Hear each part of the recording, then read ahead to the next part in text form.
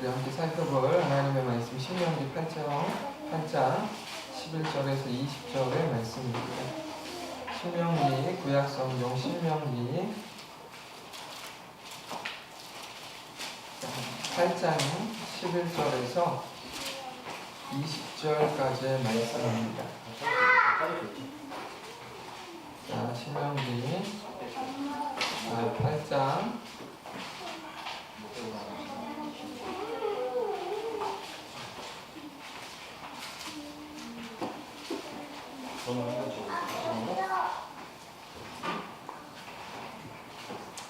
신명기 8장 11절에서 20절까지의 말씀입니다. 우리 자리에서 일어나서 함께 하나님의 말씀을 믿음으로 받기 원합니다. 11절에서 20절, 제가 먼저 11절을 읽겠습니다. 내가 오늘 내게 명하는 여호와의 명령과 법도와 규례를 지키지 아니하고 내 하나님 여호와를 잊어버리지 않도록 삼갈지어다.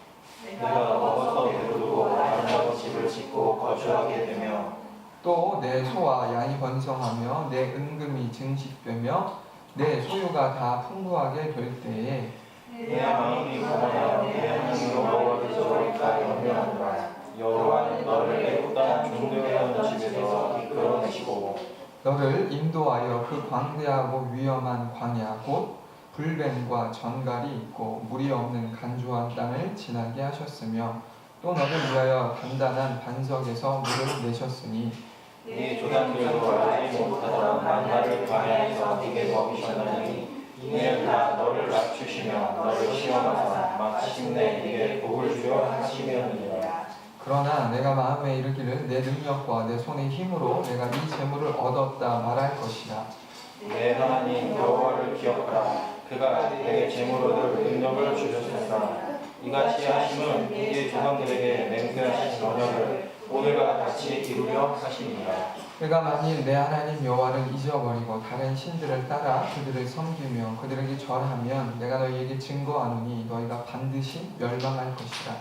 여호와께서 너희 앞에서 멸망시키신 민족들같이 너희도 멸망하리니 이는 너희가 너희 하나님 여호와의 소리를 청종하지 아니함이니라. 아멘. 기도하겠습니다. 하나님 아버지, 오늘도 하나님 주신 말씀 앞에 서 있게 하시니 감사합니다. 하나님, 이 말씀이 오늘 우리에게, 우리 각자에게 어떠한 말씀으로 들려질지 하나님, 우리가 개인적으로 인간적으로 판단하지 않게 하시고 하나님 주신 말씀이 성령의 깨달음 가운데 깊이 깨달아 하나님의 말씀이 우리 안에 새겨지고 이 말씀으로 인하여 우리의 삶이 새로워지는 놀라운 은혜가 있도록 하나님 붙들어 주시옵소서. 성령께서 친히 말씀하여 주시고 들려지고 알아지고 깨달아지는 귀한 은혜가 우리 모두에게 있게 하여 주옵소서. 감사드리고 살아계신 예수님의 이름으로 기도했습니다. 아멘.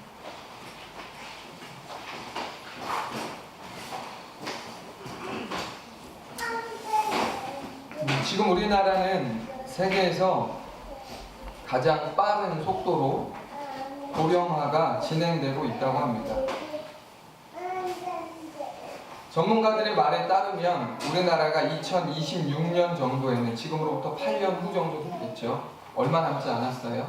2026년 정도에는 65세 이상 고령 인구의 비중이 전체 인구의 약 21.1%, 2060년이면 40%를 훌쩍 넘어서 이웃 나라인 일본을 추월할 것이라고 합니다. 이렇듯 우리나라가 빠르게 고령화 사회로 접어들면서 사회적으로 여러 가지 문제점들이 대두되고 있는데 그 중에서 대표적인 한 가지가 바로 치매입니다. 치매는 21세기 고령화 사회에서 인류를 가장 괴롭힐 것으로 예측된다 하여 소위 21세기 질환으로 불려지기도 합니다. 이를 증명이라도 하듯 치매 발병률은 2018년 올해를 기준으로 12분에 1명씩 치매 환자가 발생할 정도로 폭발적으로 늘어나고 있는 추세라고 합니다. 몇 분에 1명씩 치매 환자가 생긴다고요, 지금? 12분이요. 12분마다 치매 환자가 생기고 있다는 거예요. 적어요, 많아요? 엄청 많아요. 12분마다 1명씩.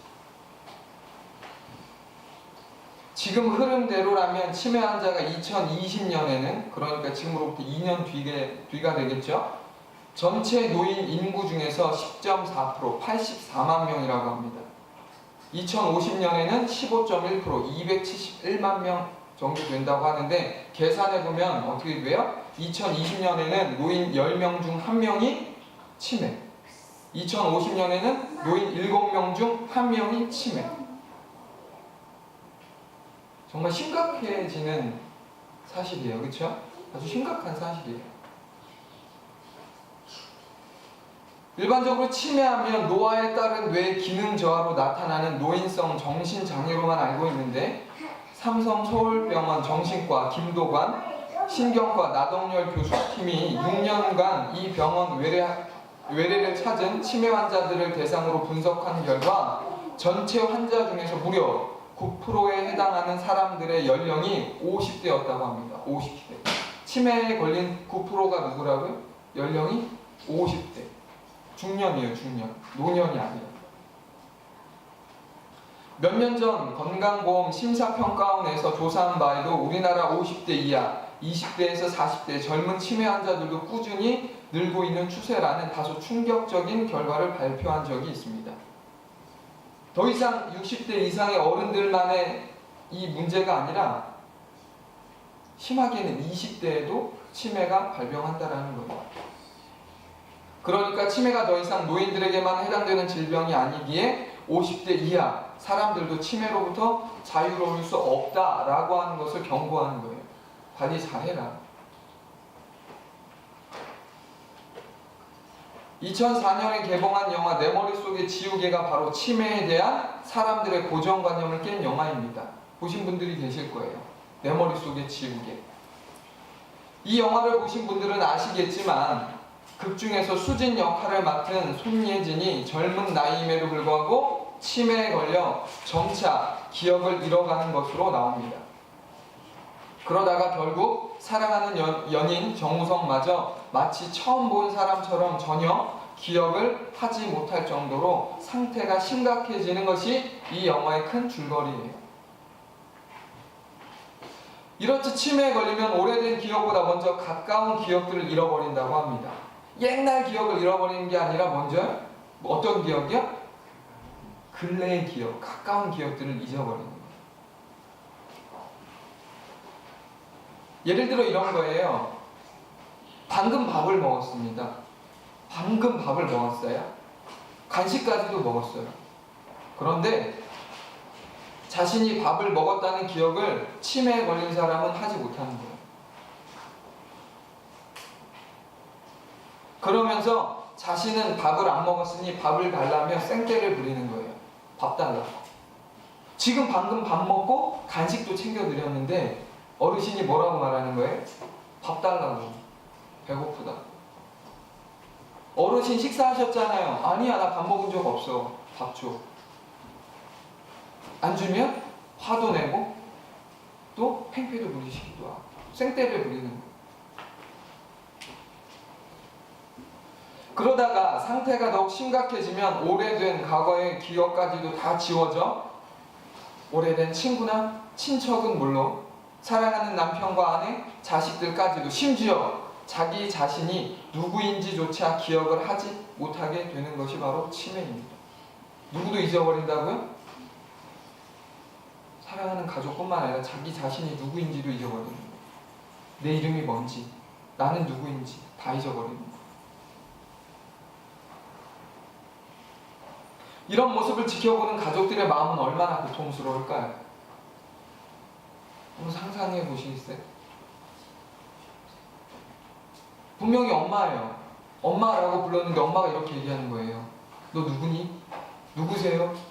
아저씨 누구세요? 아줌마 누구세요? 이런 고통을 당하는 분들이 주변에 굉장히 많이 있는데요. 이것이 다른 사람의 이야기가 아니라 우리 주변에, 그리고 또 우리의 이야기가 될 수 있다는 사실이에요.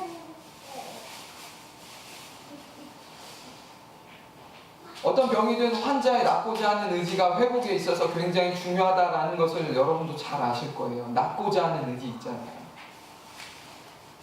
그런데 치매 환자의 경우 자신이 무슨 병에 걸렸는지도 인식하지 못할 뿐만 아니라 자신이 지금 무슨 일을 하고 있고 또 자신이 누구인지조차 전혀 기억을 하지 못하니 치료가 거의 불가능하다고 합니다. 그래서 흔히들 치매를 암보다 더 위험하고 잔인한 병이라고 말하는 것입니다. 여기서 우리가 기억해야 할 중요한 사실은 치매라는 무서운 질병은 비단 육체적으로만 생기는 병이 아니라 영적으로도 생기는 병이라는 사실이에요. 치매가 어디에도 생긴다고요? 보이지 않는 영혼에도 생긴다라는 것을 여러분 기억하셔야 해요. 병의 심각성으로만 따진다면 암보다 위험하다는 육적인 치매보다 영적인 치매가 훨씬 더 위험하고 무서운 질병입니다. 왜 그럴까요? 이유는 간단해요. 영적인 치매의 끝은 영원한 죽음 곧 지옥이기 때문에 그렇습니다. 창조주요 구원자이신 하나님을 잊은 사람이 여러분 천국에 들어갈 수 있습니까? 하나님을 하나님으로 알지 못해요. 하나님이 유일한 구원자라고 믿지 못해요. 믿지 않아요. 그런 사람이 천국에 들어갈 수 없는 건 당연한 결과죠.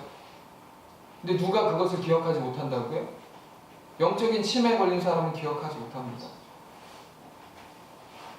우리는 그 끔찍한 결과에 대해서 경고하고 있는 말씀을 시편 50편 22절에서 확인할 수 있습니다. 시편 50편 22절의 말씀입니다. 시편 50편 22절이죠.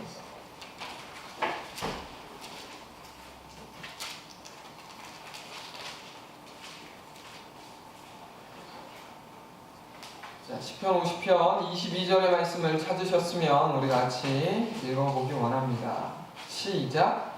하나님을 잊어버린 너희여 이제 이를 생각하라. 그렇지 아니하면 내가 너희를 찢으리니 건질 자 없으리라. 하나님을 잊었다는 것은 하나님을 알았고 믿었다라는 것을 전제하는 것 아닙니까? 그렇죠? 잊었다라고 말하는 것은 뭐예요? 모르는 것을 잊었다고 말합니까? 아니죠. 알고 믿었다라는 것을 전제하는 것이 잊었다라는 표현이에요. 이전에 하나님에 대해 잘 알았고 믿었지만 중요한 사실은 무엇입니까? 지금은 하나님을 잊은 채 살아가고 있다라는 것이에요. 지금은 하나님을 잊었다라는 것입니다. 여기서 우리가 짚고 넘어가야 할 사실은 치매라는 질병의 특성상 영적인 치매에 걸린 사람들은 자신이 하나님을 잊고 살아가고 있다는 사실조차 인식하지 못한다라고 하는 거예요. 하나님을 잊었어요. 그런데 무엇을 인식하지 못한다고요? 내가 하나님을 잊고 있다라는 사실조차 인식을 못한다고요. 자기는 하나님을 잊고 있지 않다라고 생각한다고요. 자기는 하나님을 잘 믿고 있다고 생각한다고요. 누가요? 영적인 치매에 걸린 사람들.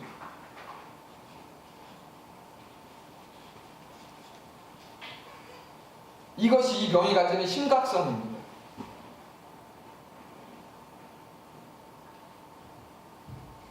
하나님을 잊은 채 살아가고 있음에도 불구하고 정작 본인들은 특별히 문제가 없으며 하나님을 잘 믿고 있다고 착각해요. 난 신앙생활 잘하고 있어. 왜? 주일 성수하고 있거든. 나 하나님 잘 믿고 있어. 성경도 보고 있거든. 가끔.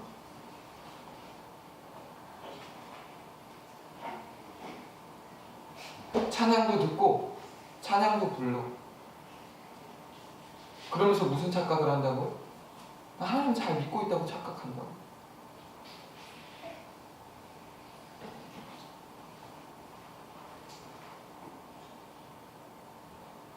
자기는 자기 영적인 상태를 몰라요. 그러면서 잘 믿고 있다. 나 잘하고 있다. 이 정도면 괜찮다. 라고 생각하는 거예요.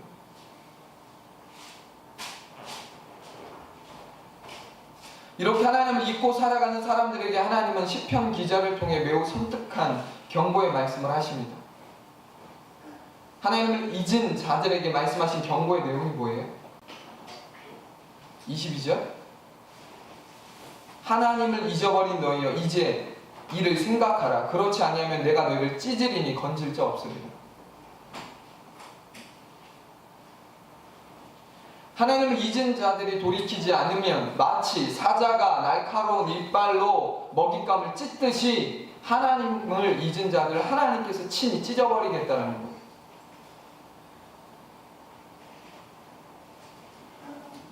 여러분, 하나님은 경고로만 끝내는 그런 분 아닙니다. 끝까지 경고를 무시하고 돌이키지 않으면 그 경고는 반드시 실제가 됩니다. 왜냐하면 우리가 잘 알고 있는 것처럼 하나님은 사랑의 하나님이심과 동시에 공의의 하나님이시기 때문에 그렇습니다. 우리는 하나님의 경고가 실제가 되는 경우를 성경 여러 곳에서 아주 쉽게 확인할 수 있어요. 경고하시지만 그 경고를 무시하거나 귀담아 듣지 않고 돌이키지 않으면 경고했던 그 내용이 실제가 되는 경우, 이스라엘의 역사가 그것을 증명하고 있어요.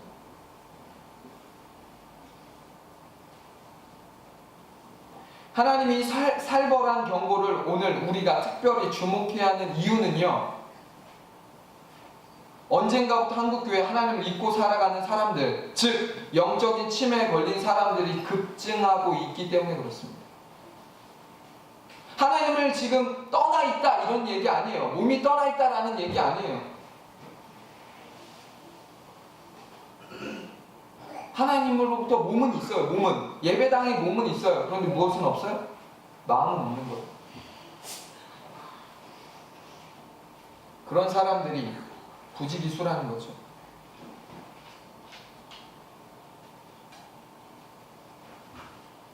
수많은 사람들이 하나님을 믿는다고 말하지만 삶 속에서 믿음의 대상이신 하나님을 까맣게 잊고 살아갈 뿐만 아니라 자신이 누구이며 무엇을 위해 살아야 하는 사람인지 망각한 채 하나님을 믿지 않는 세상 사람들과 별반 다르지 않는 방식과 가치관으로 살아가고 있다. 이것이 증거예요. 제가 무엇을 근거로 이렇게 얘기하냐고요? 주중에 하나님을 생각하는 사람이 별로 없어요.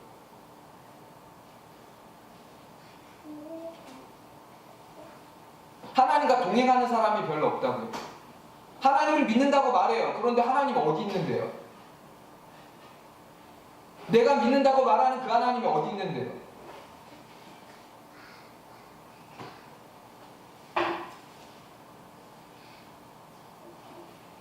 그렇게 6일을 정신없이 살다가 주일 예배 시간에 잠깐 정신을 차리고 하나님을 기억합니다.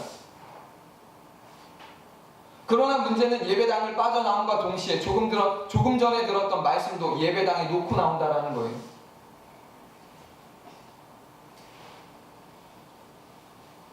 대다수의 성도들이 주일에 주신 하나님의 말씀을 기억하지 못합니다. 말씀을 기억하지 못하는데 어떻게 말씀이신 하나님과 동행하는 삶을 산다라고 말할 수 있죠? 여러분, 지난주 설교가 기억나십니까? 지난주 우리에게 주신 하나님의 말씀이 또렷하게 기억이 나십니까? 제목 말고요. 내용이.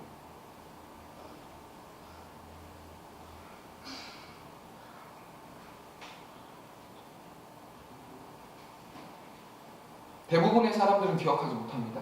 제가 물어봤던 사람들 대부분은, 아니 100%였어요. 다 기억하지 못했습니다. 지난주 설교가 뭐였습니까? 받은 은혜를 이야기해 주십시오 라고 했을 때 잠시 생각해 볼 수는 있어요. 잠시 헷갈릴 수는 있어요. 그런 생각이 안 나요. 왜? 그것을 생각하며 살지 않았거든요. 내가 거짓 희망을 품고 살아가고 있구나. 내 영적인 민낯이 이 정도구나. 그것을 생각하면서 살지 않아요. 하나님, 제가 거짓 희망 가운데 살고 있습니까? 라고 하는 나의 영적인 민낯을 보면서 하나님 앞에 물으며 내가 무엇을 고쳐야겠습니까? 라고 묻는 사람이 없다고요. 정신없이 6일을 그냥 돈 벌다 사는 거예요. 사니까 사는 거예요. 하나님은 어디다 놓고 왔는지.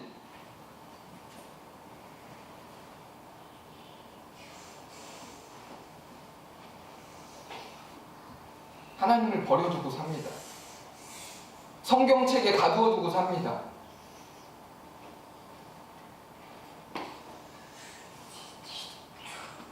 여러분, 말씀 말씀이 없이는 하나님과 동행하는 삶을 살 수 없음을 믿으십니까?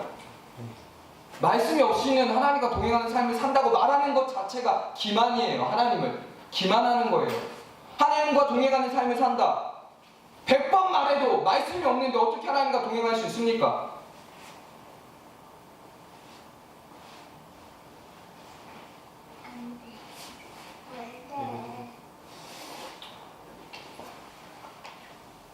많은 사람들이 아주 그럴싸하게 말해요. 하나님과 동행한다. 하나님과 동행하는 삶을 살아야 된다고. 그게 뭔지도 모르면서, 어떻게 살아야 되는 게 하나님과 동행하는 삶을 사는 건지도 잘 모르면서 그냥 그렇게 얘기해요. 멋있게. 지난주 설교도 못 기억하면서, 오늘 했던 큐티의 내용도 기억하지 못하면서,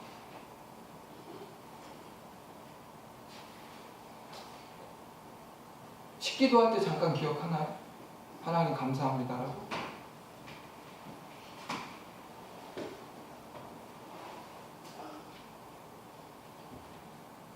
하나님은 속지 않아요. 우리가 하는 말에 속지 않는다고. 내가 하나님을 기만하는 건지 아니면 진짜 하나님을 온전히 섬기는 건지 다 아시죠? 우리도 알 수 있어요. 무엇으로요? 말씀으로요. 말씀이 내 안에 있으면, 말씀이신 그분이 내 안에 계시는 거예요. 그분과 나는 동행하는 삶에서 하는 거죠. 말씀과 동행하는 은혜가 있기를 예수님을 축원합니다.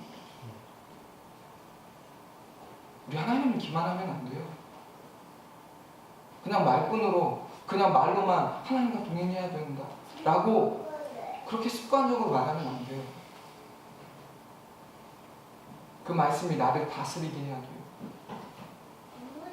그게 진짜예요. 오늘 함께 살펴볼 신명기 8장의 말씀은 신명기에 기록된 모세의 세 편의 설교 중에서 두 번째 설교에 해당하는 내용이에요. 신명기는요, 세 편의 모세의 설교가 기록된 내용이에요. 세 편이에요. 세 편이 기록되어 있습니다. 모세는 이 두 번째 설교를 통해 40년의 광야 생활을 마감하고 가나안 땅에 들어가기 직전에 이스라엘 백성들에게 가나안 땅에서 어떻게 살아야 하는지를 가르쳤는데, 이때 모세가 가장 강조한 것이 하나님을 잊지 말라는 것이었습니다. 하나님을 잊지 말라는 거예요. 본문 11절 한번 읽어볼까요? 시작.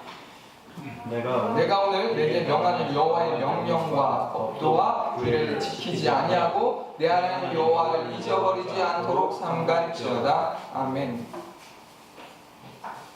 모세는 약속의 땅 가나안에 들어가 살게 될 이스라엘 백성에게 하나님의 율법을 따라 살 것을 간곡히 권면하면서 하나님을 잊지 말라고 강조했습니다. 하나님을 잊지 말라고 강조했어요.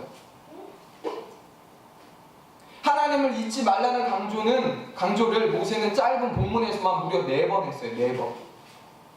한번 볼까요? 11절, 14절, 18절, 19절 4번이나 반복하고 있어요.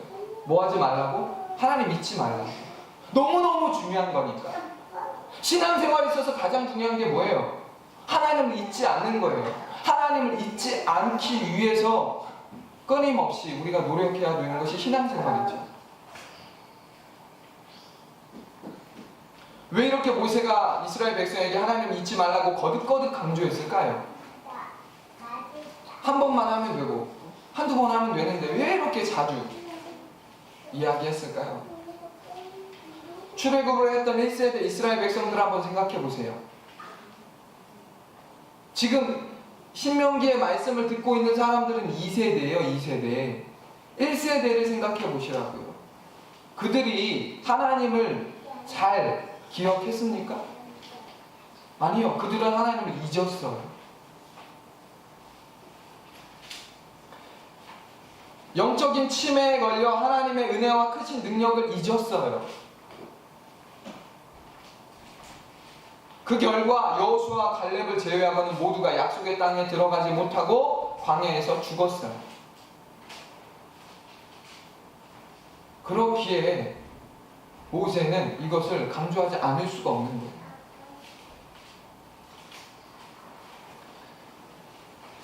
그들은 누구보다 하나님의 크신 은혜를 직접 보았고 경험했음에도 불구하고 결정적인 순간에 하나님을 잊음으로 불평했고 불신했고 그러면서 다시 애굽으로 돌아가겠다고 난리를 치며 밤이 새도록 통곡하기까지 했습니다.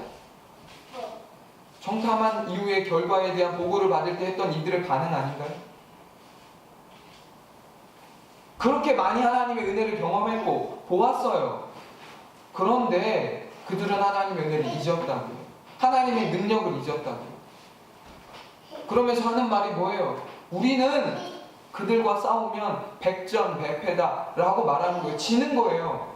들어갈 수 없다, 할 수 없다, 그러니까 애굽으로 돌아가자 라고 말했던 거죠. 왜 그랬다고요? 하나님을 잊었다라는 거예요. 하나님을 잊었으니까 그렇게 말하는 거죠. 하나님을 기억했다면 그렇게 말하겠습니까? 하나님의 홍해를 가르셨고 10가지 재앙으로 그런 놀라운 일들을 행하셨던 그 하나님을 기억한다라면 그들이 그렇게 무서워하고 벌벌 떨었겠습니까? 할 수 있다라고 말했겠죠. 얼마든지 할 수 있겠다라고 그렇게 말했을 것입니다. 그러나 그들은 하나님을 잊은 결과 그렇게 말하지 않았고 불신과 불평과 원망을 일관되게 반응했습니다. 여러분, 이것이 비단 출애굽을 했던 1세대 이스라엘 백성들만의 어리석음과 미련함이라고 생각하십니까? 아, 참 한심하다 라고만 보이십니까? 아니죠. 영적인 치매에 걸려 하나님을 잊으면 누구나 이렇게 한심한 짓을 하게 됩니다. 누구나 예외 없이 하나님을 잊으면 이렇게 된다라고 하는 것을 보여주는 거예요. 샘플로. 그들의 모습이 곧 영적인 치매에 걸린 사람들의 모습인 거죠.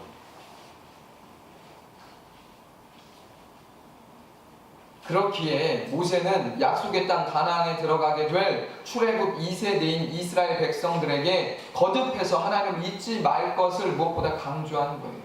잊지 말라. 너희 선조들처럼 되지 말라고 한 거예요.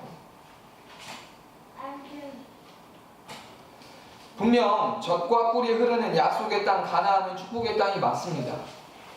하지만 모세는 그렇게 좋은 환경과 조건이 오히려 하나님을 잊게 만드는 또 다른 원인이 될 수 있다는 것을 잘 알았기에 그것을 몹시 염려했어요. 우리는 모세의 염려를 본문 12절에서 14절 상반절을 통해 확인할 수 있습니다. 우리 한번 본문의 말씀 봅니다. 12절에서 14절 상반절까지만 읽어보겠습니다. 시작. 내가 먹어서 배부르고 아름다운 집을 짓고 거주하게 되며 또 내 소와 양이 번성하며 내 은금이 증식되며 내 소유가 다 풍부하게 될 때에 내 마음이 교만하여 내 하나님 여호와를 잊어버릴까 염려하노라. 아멘. 우리 속담에 아시는 것처럼 개구리 올챙이적 생각 못한다라는 말이 있습니다. 이 속담은 성공하고 나서 지난날에 어렵고 힘들었던 때의 일을 생각하지 않고 마치 처음부터 자기가 잘난 것처럼 착각하며 우쭐대는 사람들에게 주로 사용하는 속담이죠. 바로 이 속담이 모세가 이스라엘 백성에게 염려하는 바로 이것이에요. 40년 동안 광야에서 만나만 먹다가 가나안 땅에서 각종 과일과 여러 맛있는 다양한 음식들을 먹으니 얼마나 맛있겠습니까? 맨날 한 가지 음식만 먹은 거예요. 그런데 그 음식만 먹다가 가나안의 그 맛있는 음식들을 먹게 되면 그 사람들이 얼마나 행복하겠어요.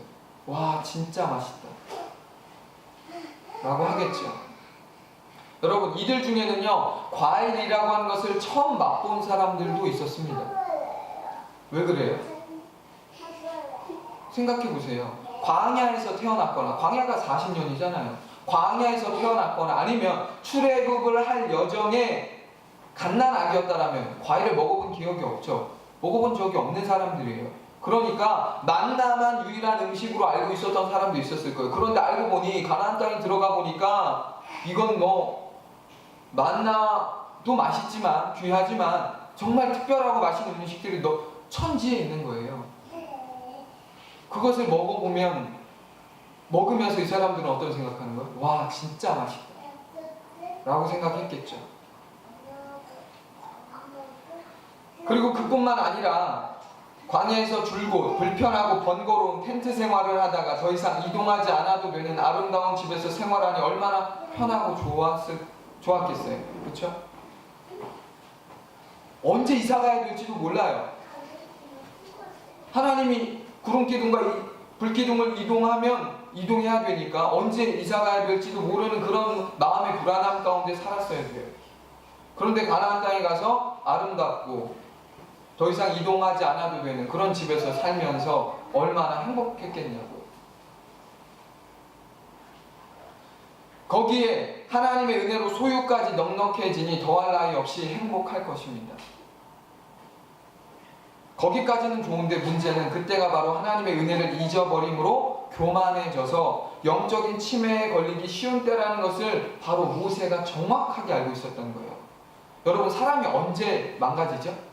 언제 넘어지죠? 안 될 때요? 안 될 때보다 언제가 주로 넘어지냐면 잘 될 때예요. 성공할 때, 잘 나갈 때. 그때가 영적인 치매에 걸리기 아주 좋은 타이밍이에요. 하나님을 잊거든요. 이것을 너무 잘 알면서 염려한 거예요. 누가? 모세가. 그러면서 광야에서 베풀으셨던 하나님의 은혜를 이스라엘 백성들에게 다시 한번 상기시킵니다. 본문 14절 하반절에서 16절까지의 말씀 읽어보겠습니다. 시작. 여호와는 너를 애굽 땅 종되었던 집에서 이끌어내시고 너를 인도하여 그 광대하고 위험한 광야 곧 불뱀과 전갈이 있고 물이 없는 간조한 땅을 지나게 하셨으며 또 너를 위하여 단단한 반석에서 물을 내셨으며 내 조상들도 알지 못하던 만나를 광야에서 내게 먹이셨나니 이는 다 너를 낮추시며 너를 시험하사 마침내 내게 복을 주려 하신 이였느니라. 아멘. 하나님께서는 애굽의 종노릇하던 이스라엘 백성들을 구원하여 주셨을 뿐만 아니라 40년 동안 한결같이 척박한 광야에서 먹을 음식과 마실 물을 공급해 주셨습니다. 그리고 낮에는 구름기둥과 불기둥으로 이스라엘 백성을 안전하게 보호하여도 주셨습니다. 마치 엄마가 갓난아기를 보호하듯 말이에요.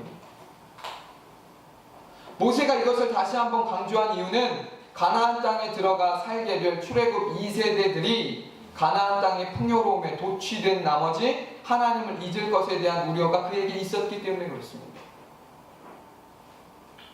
배부르면 하나님을 잊게 될 것을 우려했잖아요. 염려했잖아요. 그러니까 그렇게 될 것을 염려하면서 다시 한번 그들에게 너희가 어떤 은혜 가운데 살았는지를, 광야에서 하나님 어떤 은혜를 베풀어 주셨는지를 다시 한번 상기시키는 거죠.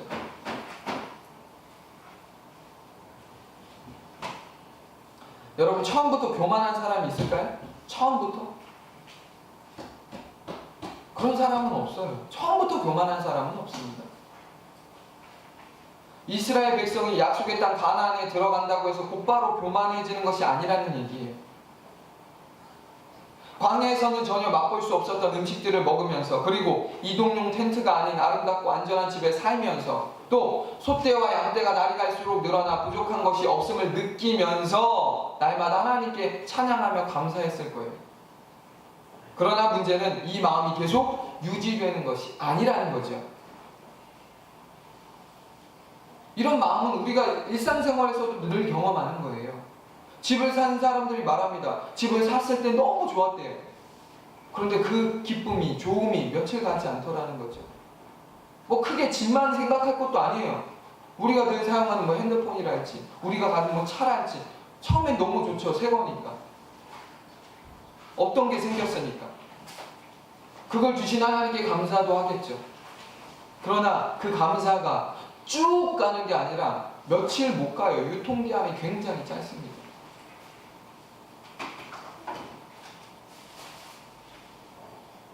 하루 이틀, 한 달, 두 달, 시간이 지남에 따라 이렇게 큰 하나님의 은혜들에 대한 감동과 감사가 점점 줄어들더니 어느 순간부터는 하나님의 은혜를 당연한 것처럼 여기는 교만의 늪에 빠지게 된다는 거죠. 교만의 늪에. 그러다 한술 더 떠서 이 모든 것이 하나님의 은혜가 아니라 자신의 수고와 노력 덕분에 이런 것을 받게 되었다, 가지게 되었다라고 하는 교만의 극치를 달리게 되는 거예요. 본문 17절 한번 읽어보겠습니다. 시작. 그러나 내가 마음에 이르기를 내 능력과 내 손의 힘으로 내가 이 재물을 얻었다 말할 것이라. 모세는 이스라엘 백성이 하나님을 잊는 교만의 늪에 빠지지 않도록 하나님을 기억할 것과 자신의 노력과 수고로 재물을 얻었다고 착각할 그들에게 그것이 가능한 이유, 그럴 수 있었던 이유, 너희가 그런 은혜를 누릴 수 있었던 이유가, 근거가 너희의 수고와 노력이 아니라 하나님의 전적인 은혜라고 하는 것을 다시 한번 강조하지요. 18절, 본문 18절 읽어봅니다. 시작. 내 하나님 여호와를 기억하라. 그가 내게 재물 얻을 능력을 주셨습니다. 이같이 하심은 내 조상들에게 맹세하신 언약을 오늘과 같이 이루려 하심이니라. 아멘.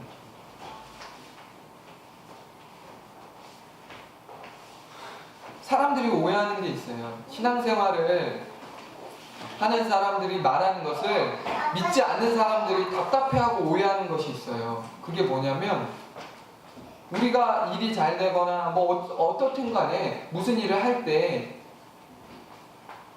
우리는 모든 공로를 하나님 덕분에, 하나님 은혜라고 말해요. 그런데 그걸 듣는 사람들은 뭐라고 말해요? 아, 그게 무슨 하나님의 은혜냐고. 당신이 열심히 했고 당신이 최선을 다했으니까 그런 결과가 온 게 아니냐, 그런 결과를 가질 수 있었던 게 아니냐, 성공할 수 있었던 게 아니냐라고 말하죠. 근데 이런 얘기를 믿지 않은 사람들만 하는 게 아니에요. 믿는 사람들 중에도 그런 한심한 얘기를 하는 사람도 있어요. 하나님의 은혜도 있었지만 내가 진짜 열심히 했어. 하나님의 도우시는 그 은혜도 물론 있었지만 누구보다 내가 진짜 밤자 만자 가면서 열심히 했어. 그래서 지금 이렇게 우리가 먹고 살 수 있었던 거야.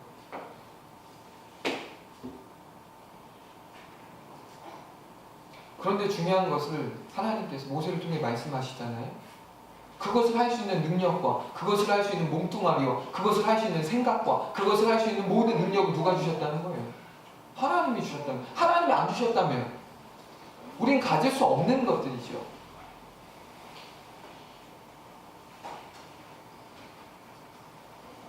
그것을 아는 것이 믿음 아닌가요?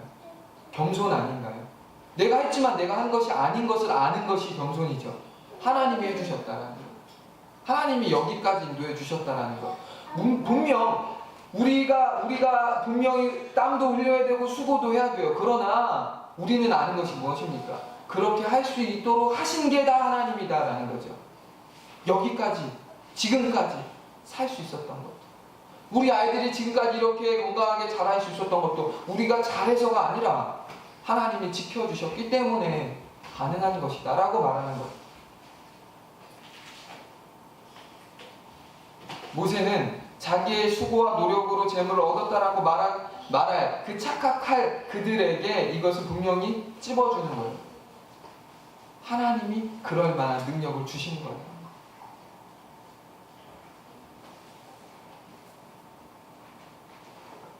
저 여러분의 삶 가운데 지금 우리가 이 자리에 앉아있을 수 있고 지금까지 살아올 수 있었던 것이 하나님의 전적인 은혜인 줄 믿으시기 바랍니다. 정말 그것이 믿어져 있는 거예요. 내가 지금까지 이렇게 열심히 해서 여기까지 올 수 있었다가 아니라 하나님의 전적인 은혜였다. 그러니까 하나님께 감사하는 거예요. 하나님께. 본문을 보시면 모세는요, 하나님을 기억하라라고만 말하지 않아요. 그렇게만 끝나지 않습니다. 하나님을 기억해야 한다라고만 말하는 것으로 끝나지 않고 하나님을 기억하지 않으면 어떻게 되는지에 대한 결과를 말해요. 본문 19절에서 20절 한번 읽어볼까요? 시작! 내가 만일 내 하나님 여호와를 잊어버리고 다른 신들을 따라 그들을 섬기며 그들에게 절하면 내가 너희에게 증거하노니 너희가 반드시 멸망할 것이라. 여호와께서 너희 앞에서 멸망시킨 민족들 같이 너희도 멸망하리니 이는 너희가 너희 하나님 여호와의 소리를 청종하지 아니함이라. 하나님을 기억해야 한다라고 말했습니다. 그런데 하나님을 기억해야 하는데 기억하지 않으면 어떻게 되는지에 대한 결론도 분명히 말했습니다. 그게 뭐예요? 심플해요. 멸망입니다. 모세는 지금 그것을 거듭거듭 3번 말하죠. 멸망할 거다. 멸망할 거다. 멸망할 거다. 하나님을 기억하지 않고 영적인 침해 가운데 살아가는 사람들의 결과가 뭐라고요? 멸망. 아까 말씀드렸잖아요. 그 결론은 지옥이라고. 기회가 없는 지옥. 희망이 없는 지옥. 끝까지 하나님을 잊고 살아가는 결과는 멸망, 지옥입니다.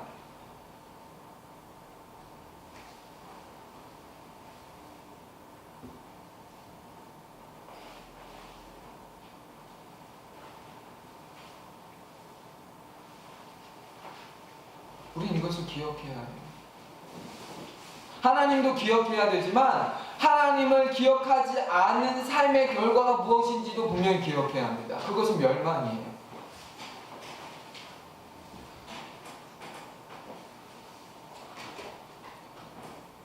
문제는 이 멸망의 길에 들어서서 걸어가고 있는 사람들이 너무 많다는 거죠. 하나님을 잊고 살아가는 사람들이 많다라는 거예요. 다시 한번 강조하지만요, 교회 밖에 있다라고 말하는 게 아니라니까요. 지금 이스라엘 백성들에게 얘기하고 있잖아요. 교회 안에 있는 사람들에게 말하는 거예요. 하나님을 믿는다라고 말하는 사람들에게 말하는 거예요.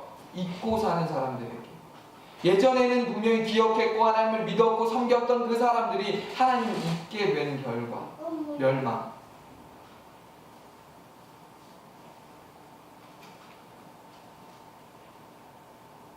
이것이 우리의 이야기가 아니길 원합니다. 저와 여러분이 해당되지 않는 이야기였으면 좋겠어요.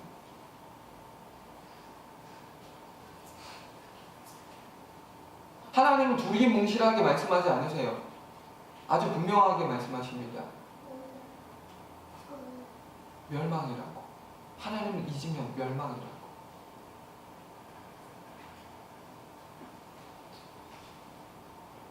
오늘 이 말씀을 들으면서 저와 여러분 돌아보셔야 돼요. 무엇을? 내가 진짜 하나님을 기억하고 있나? 나는 혹시 영적인 치매에 걸려서 하나님을 믿고 있다고 착각하고 있는 건 아닌가? 내가. 이렇게 보셔야죠. 주중에 여러분 이 말씀을 자꾸 생각할 때 계속 생각해 보아야 되는 거예요. 내가 하나님 믿고 살고 있진 않나? 내가 영적인 치매에 걸려서 하나님 믿고 내가 누군지, 내가 무엇을 위해서 살아야 되는지 잊고 사는 사람이 아닌가? 돌아보셔야죠. 우리가 왜 무엇을 위해서 살아가는 사람이에요? 영적인 치매에 걸린 사람은 이걸 기억하지 못한다니까요. 이때에서 잘 먹고 잘 사는 일에만 포커스가 맞춰 있는 거예요. 그냥 하나님 믿고 그러면서 열심히는 살죠. 하나님 없이 열심히 사는 거예요.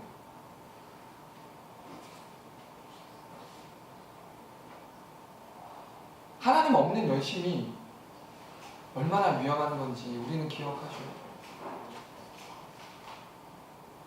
열심히 살되 하나님과 함께 하나님 안에서 열심히 살아야죠.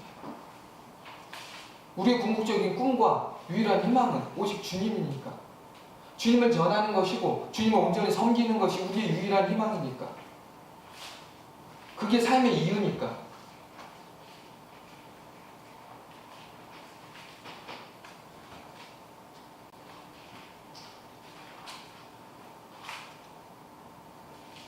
여러분, 병은 걸린 뒤에 치료하는 것보다 애초에 걸리지 않는 것이 가장 좋지요?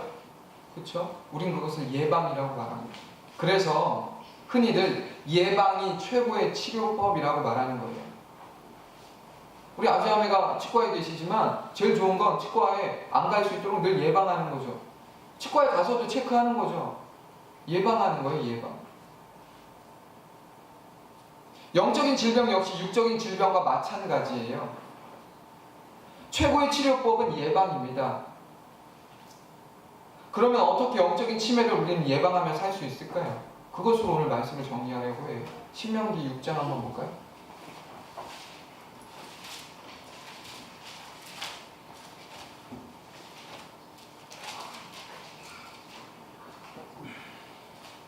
신명기 6장 4절에서 9절까지 이 말씀이 지금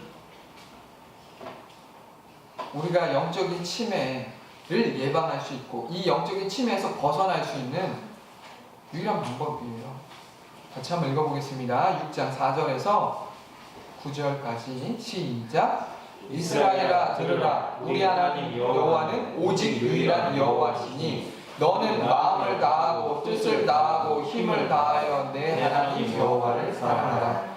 오늘 내가 너에게 명하는 이 말씀을 너는 마음에 새기고 내 자녀에게 부지런히 가르치며 집에 앉았을 때에든지 길을 갈 때에든지 누워 있을 때에든지 일어날 때에든지 이 말씀을 강론할 것이며 너는 또 그것을 내 손목에 메어 기호를 삼으며 내 미간에 붙여 표로 삼고 내 집 문설주와 바깥문에 기록할지니라. 아멘.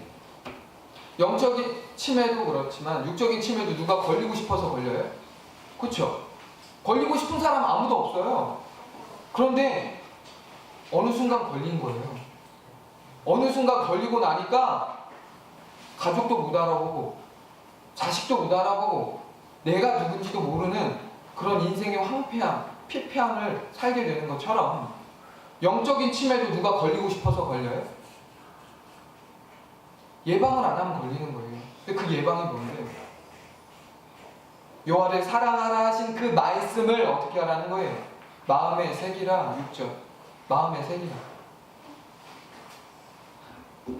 이 말씀을 마음에 새기라. 뭐라고까지 구체적으로 말합니까? 너는 또 그것을 내 손목에 메어 기호로 삼고 내 미간에 붙여 표로 삼고 또 내 집 문설주와 바깥문에 기록할지니라. 보이는 곳곳마다 무엇으로 도배되어 있는 거예요? 오직 말씀. 뭐 진짜 막 이렇게 하라고 하는 것, 뭐 하는 것도 필요하겠죠. 잘 보이는 곳에 말씀 있는 거 중요해요. 그러나 요새는 이 성경이 이렇게 우리한테 66권이 딱 있으니까 이 말씀을 들고 다니면서 앉았을 때든지 일어날 때든지 누워있을 때든지 무엇을 할 때든지 간다. 이 말씀으로 우리 안에 마음에 새기면 영적인 침해가 올라오고 해도 올 수가 없어요. 사탄이 영적인 침해로 우리의 인생을 멸망으로 인도하려고 해도 그럴 수 없다고. 무엇이 막고 있어요? 말씀이 우리를 보호하고 있잖아요.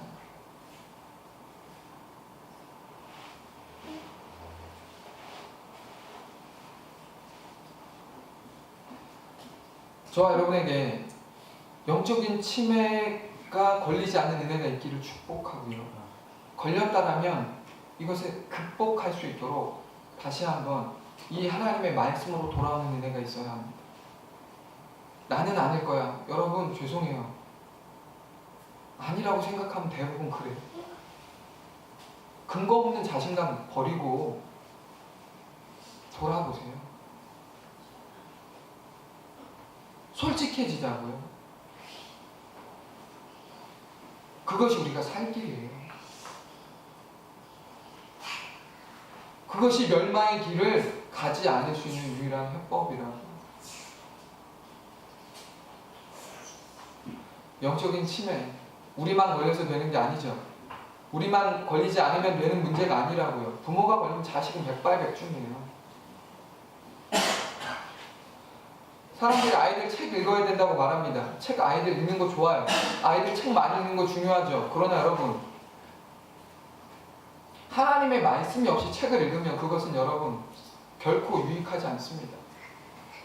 세상의 지식을 많이 아는 것보다 하나님의 지식이 채워져서 세상의 지식이 재해석되어져요. 그렇죠? 그냥 뭐 세상 지식과 어떤 이야기들을 많이 아는 것 좋아요. 그러나 그것이 진짜 하나님의 말씀에 근거한 이야기 맞습니까? 그냥 막 우후죽순 책 많이 읽는 것을 독려하고 그렇게 이야기하지만 오히려 하나님의 말씀이 세워져 있지 않고 책을 많이 읽는 것은 독이 되는 거예요. 아이들에게 무엇을 강조해야 돼요? 말씀이에요, 말씀.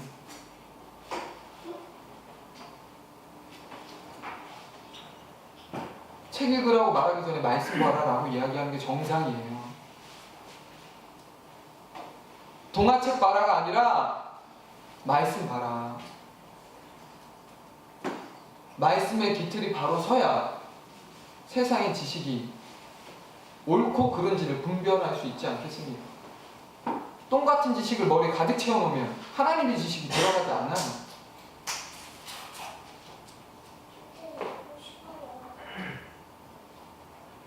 저 여러분에게 있어서 이 진짜 하나님의 말씀으로 정말 무장되어진 은혜가 있기를 간절히 원합니다. 아멘. 우리 같이 이 시간 찬양하면서 기도하고 싶습니다.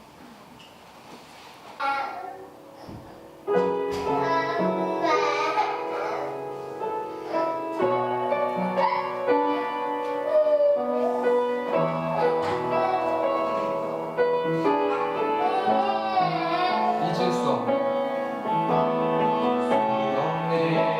하나님의 사랑 날 살리시려 주신 생명 내 십자가 지고 오르신 갈보리 언덕 날 향한 사랑 때문에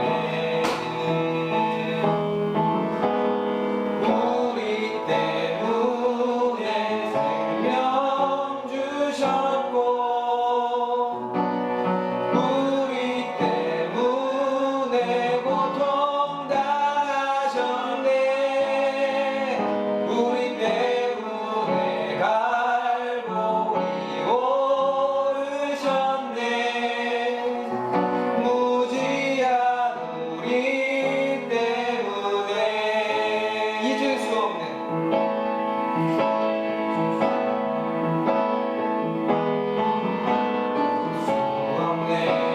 하나님의 사랑 날 살리시려 주신 생명 내 십자가 지고 오르신 갈보리 언덕 날 향한 사랑 때문에 우리 때문에 생명 주셨고 우리 때문에 고통 당하셨네 우리 때문에 갈보리 오르셨네 무지한 우리 때문에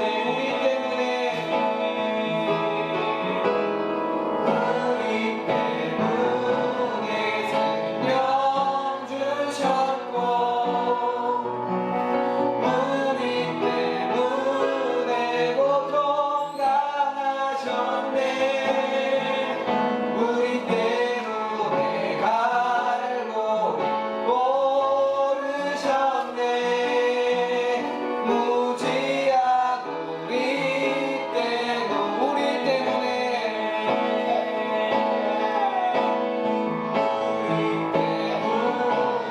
생명 주셨고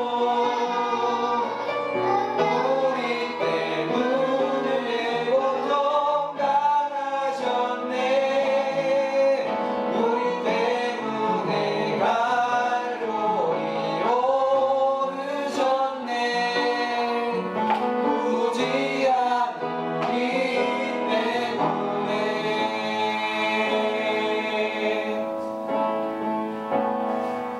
이제 우리 함께 기도했으면 좋겠습니다.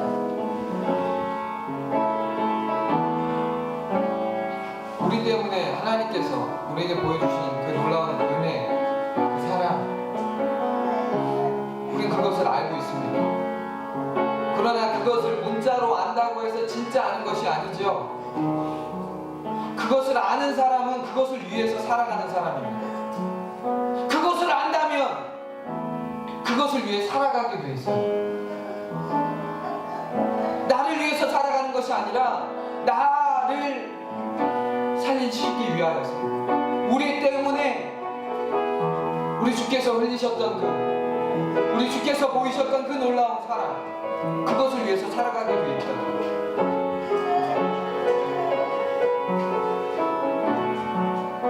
그런데 영적인 치매에 걸리면 나 때문에 사는 거예요. 나 때문에. 하나님 때문에 사는 게 아니에요. 가족과 행복하게 살려고 사는 거예요.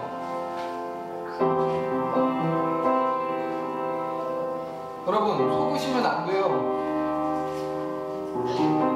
저와 여러분은 똑같은 사명과 똑같은 꿈을 꾸어야 되는 사람입니다. 하나님을 전하는 것이 우리의 유일한 사명이고 우리의 유일한 꿈이 되어야 되는 거예요. 가족과 오순도순 행복하게 사는 게 우리의 꿈이 아니라고요. 신약 성경에 나오는 믿음의 사람들 중에는 보세요. 그런 사람이 있나? 가족과 행복하게 산 사람이 있나? 그것을 위해서 살아간 사람이 있습니까?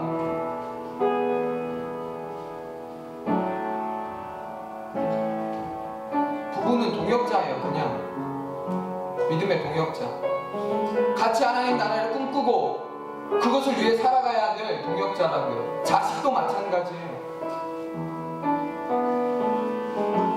나를 위해 나중에 무엇을 해주고 날 위해서 뭐 효도라도 해줄 그런 것을 기대할 것이 아니라 이 아이가 하나님 위해서 살아갈 수 있도록 나와 같이 하나님을 위해서 살아가는 믿음의 사람이 되게 하는 것이 진짜 건강한 가족 아니에요? 성경이 말하는 가족 아닙니까?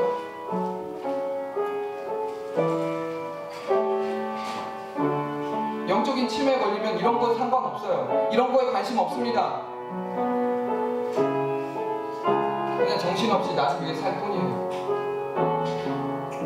하나님을 잊었거든요. 은혜를 잊었거든요. 내가 어떤 사람이고 내가 어떻게 구원을 받았는지 잊었거든요.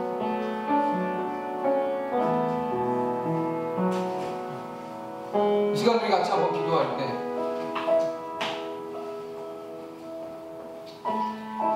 내가 영적인 치매에 걸려있지 않나? 진짜 돌아보셔야 돼요. 하나님의 은혜를 운운하는 사람 아닌가? 알맹이는 없으면서 껍데기만 가지고 하나님과 동행이라고 말만 하면서 말씀이 없이 살아가고 있지 않나? 오늘 설교가 나에게 바늘과 같이 찔러지는 것 아닌가? 성령께서 나에게 주시는 말씀이 아닌가? 멸망할 것이라고 나에게 경고하시는 것 아닌가? 같이 한번 오늘 말씀을 듣고 기도했으면 좋겠습니다. 기도하겠습니다. 하나님 아버지, 하나님 아버지,